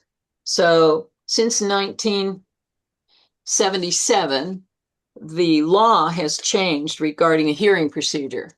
And so our ordinance currently isn't exactly the same as what the statute says. So ultimately, we're going to have to make some changes, or the town, not us, if they want to be consistent with the statute as it was amended. And that's a separate issue, different from the ordinance that they're doing for all the other land uses. So what I'll do for next meeting is I will identify what the discrepancies are between what the hearing process is in the statute now as it's amended to, and suggest what the changes should be in the wetlands ordinance to make it consistent with the current statute. They're really minor. It has to do mostly with how you appeal to court and how where you go to court to file the paperwork, that kind of thing. It's not really something critical for us, but from the process standpoint, if we want to do it right, it probably should be amended. But that'll be an issue that I will raise with the first selectman, so he's aware of the changes in the law and how the ordinance should also be changed for the wetlands agency. Okay, just something I would like to suggest is that there at least be made note that the citation ordinance does not include wetlands, and the wetlands fines are established by statute in 22 whatever, where you can find those, and we're in the wetlands ordinance, so that people know that there is such a thing as a wetlands fine that can be levied. It's just not part of this ordinance. Correct. But there's also another statute, which it's section 7-148. In my investigation regarding the other ordinance, I came across this called Scope of Municipal Powers. It's referenced in the new proposed ordinance regarding other land use citations. And it's 7-148, it's parenthetical C called Powers, parenthetical D called Miscellaneous. And that statute says, and this is what we have to make sure we do it correctly, is it says, make all lawful regulations and ordinances, this means the town, the municipality, can make all lawful ordinances and regulations in furtherance of any general powers as enumerated in this section, and prescribe penalties for the violation of the same, not to exceed $250 unless otherwise specifically provided for by the general statute, which our general statute says we go to 1,000. So we're not controlled by this, but other citations would be controlled by the $250 limit. Such regulations and ordinances may be enforced by citations issued by designated municipal officers or employees, provided the regulations and ordinances have been designated specifically by the municipality for enforcement by citation and in the same manner in which they were adopted, and the designated municipal officers or employees shall issue a written, no, it doesn't say shall. The municipal officers and employees issue a written warning providing notice of specific violation before issuing the citation. Except that no such warning is required if you're working on a dirt bike, which doesn't involve us. So in order for us to execute the citation ordinance that we have for wetlands agency, we have to make sure that that a written warning providing the specific violation before issuing the citation. Now, what they mean by specific violation, I'm assuming they're saying the section of the regulation that was violated, what the nature of the violation was that violated that, and it has to be a warning. So that could be a notice of violation. It could be what, John, what did you call the letter you sent out? I've sent a request for compliance. A request for compliance. So in this, the way the statute reads, it says it's got to be a warning. So you got to basically tell them, which is what a notice of violation does, you know, and ask them to come before the commission. And if they don't, this is what could happen to you. So I'm thinking we haven't talked about the issuance of citations by the agency or by its agent. And I think we should have a discussion about when we issue a citation, when a citation should be issued, because you look at the language of the ordinance, it says the agency acting through its agent or designee. So John is actually acting for the commission, the agency. So the agency should be the one deciding whether or not a citation should be, is it ripe enough to issue a citation yet? Are we there yet? Now, typically the agent has the authority to issue notices of violation, can issue cease and desist orders. Those are all in the regulations that he has that authority to do that. So I would assume that given the way this language is, this written warning providing notice of specific violation should be listed as a notice of violation, because that's the way the regs read, our regs. So, but that's just something we need to talk about as to when is a citation notice get issued? Does John have to come before the commission and say, I think you should do issue a citation on this? And we deliberate it and see what enforcement options are available and what we want to do as from an enforcement standpoint, because there's so many options. I mean, you could do permit suspension or revocation. That's an enforcement action. You could do, after you issue a notice of violation, they don't comply, you could issue a cease and desist order. You don't necessarily have to issue a citation. Or if it's so egregious that it's really bad, you might decide you want to go directly to court and get a temporary injunction and, take them to court, and that way, which is an expensive way to do it. But if you have a real critical issue, maybe you want to do that. So there are options ahead of time that we have to kind of think about first before, and I would think that we should have that discussion sometime in the future. So John, if you come up with a site that you think warrants a citation, I think we probably should talk about it as a commission. Yeah, I think that's a good idea. What's the procedure for initiating this process? Well, the agent can issue a notice of violation on his own judgment. It doesn't require the commission to make it. What precedes that agent action? Investigation. He conducts an investigation. Think of a notice of violation. It has no force of law. It's just a notice. It's not enforceable by a court of law. Cease and desist order, however, if it goes through the show cause hearing process, can be enforceable at a court of law, but a notice of violation cannot be. Is it based on what, a complaint, or? It's based upon what the agent has identified as a violation, whether there's a complaint or he happens to observe it. on his own or her own, whichever. It's just they see the agent is the one who's supposed to be able to know when there's a violation, when there's not a violation, when they take an action. They don't have to come to us. That's why they're our agent. But when you want to escalate it to a formal action, to a formal enforcement action like a cease and desist order, which requires a hearing within 10 days of the issuance of the order, that's a hearing held by the agency to decide whether the order will remain in effect, whether it'll be modified, or whether it'll be rescinded based upon the evidence that it gets before it. So the agent, without necessarily seeking everybody's agreement, can just talk to the chair and say, I think we should issue a cease and desist on this. And the chair makes the decision. Yeah, but this is the day that we can hold the special hearing, the show cause hearing, because that has to be arranged.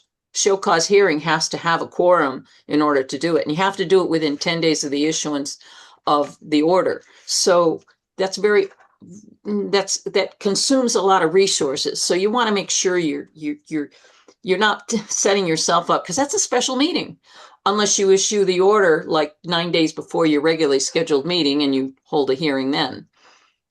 It's not an easy process, but it can be done. And you have to decide when is it important to do it. That's why the fines and citations kind of make a little sense, because it grabs somebody's attention and say, now it's going to cost me money. But the burden of proof is still going to lie with the agency to make sure that it can demonstrate that that violation did in fact exist, because whoever gets that citation notice and a demand for money, a levy for a fine, they could appeal that. And if we've done the process wrong, who knows what the courts would do with it. I don't know exactly how the courts operate. That's a legal issue. But so issuing a citation and a levying of a fine, we want to make sure that our ducks are in a row, that we have no confusion about what the facts are. I think it's interesting because there's all kinds of different characteristics in each of these citations or infractions or violations. Mm-hmm. And it sort of is the gauge for each one to be able to adjudicate separately, individually. And it's not easy. So anyways, from here on, I mean, I will provide John for the next month's meeting a red line version of what I think the changes should be to our ordinance, so that the commission can decide whether or not they want to pursue that with the selectman's office or not. Sounds good. Yeah, okay. Yep, that works for me. Thank you, Marla. Mm-hmm. Okay. Just a few details when you're discussing that, if you're discussing the citation ordinance. I brought up at the meeting that the town meeting that in section 2A, it talks about the historic district ordinance, but they don't mention that in section 3, unless there's not going to be a fine for that. But why would you mention it in 2A but not section 3? Yeah, I'm going through all of that as a citizen to try to let them know all the things that I see, because there's a lot of other stuff in there that I've found problems with that I don't not prepared to talk about at the wetlands meeting. Yeah, well, there's a date and tracking at the bottom that should be removed, because that's At the bottom of where? It's the footer Oh, yeah. of the citation ordinance, because I questioned that date, that March 9th, 26, whether this was really the latest thing we were looking at. So the comment I got, well, we just should have taken that off and put a different date on the top. Just took that whole footer off. Yeah. So that's all I have to say about that and that particular part. So, Bill, so my meeting on the first selectman and possibly with John is being set for next Monday. Yep. And I will raise the And issue of the wetlands ordinance with him at that point in time. But I still think the agency should be the one that makes the request. well, I will say publicly that I'm fine with you and John representing me in whatever capacity needs to be. Because I know Chandler's been a little bit touchy about wanting to address the chairman first. Mhm. But I Mhm. Yep. will appoint both of you to discuss it in my behalf. Mhm. Okay. Okay. Yep. Thank you. Yep. We have remaining on this, the draft IWWA applications and forms, and I don't want to get into that tonight, but here's the thing. I think we either have to have a special meeting on it or kind of go with what we got and then look at more revision in the future. John, I don't know if you've looked at the new applications in much detail and whether you have any comments. I mean, not since not since we talked about them months and months ago. Yep. So can everybody try to look at them and we make something for the next meeting to thumbs up or thumbs down, whether it only needs minor changes and just put it in and then go with revisions later on. I If like we the need sound to. of that. Yeah, that sounds sensible. Okay. Okay, because Stuart, you had some different ideas, but we're not getting anywhere just That's right. No, I think waiting for time to do different ideas. I think the right approach is just to consider it as a work in progress. Nothing is carved in stone. We Yeah, but definitely to need to authorize the new use. we definitely need to change our application forms. Yeah, There's really problems with them, regardless of whether you're using the old forms, which are not on the web now, and the ones that are on the web. We have Yeah. to do that. And I did get a link to the DEP electronic reporting form. My plan is within the next week or so to go through and see what changes I should be making to the application forms that I've already created, so that those can be revised just to reflect what the new reporting form is going to have. So some of the stuff will drop off and maybe change a little bit. I've also asked them if there's a way that they could somehow provide us with coding for autofilling a lot of those fields from our own GIS application, which would make it so much easier for the public if you look at our GIS and say you got the map block lot number, and that should automatically fill up things like the location of the property, different things, what watershed, sub-regional watershed you're in, because they're asking all those kinds of questions usually in the reporting form, and most people aren't going to know that. But if you had an autofill that automatically filled from the GIS and the GIS had that information, it would make it a lot easier. Yep. Sounds good.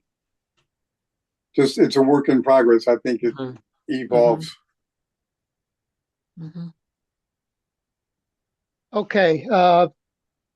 Except for citizens' comments, is there any other comments that are or items to bring up? All right, we have citizens' comments, but I don't believe we have any citizens that on the Zoom at the present time. So I'll entertain a motion to adjourn.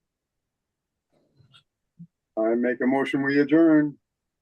I'll second it. Motion by Stuart Peasley, seconded by Grace Letty to adjourn at 9:03 p.m. Thank you very much, everyone, and have a good evening.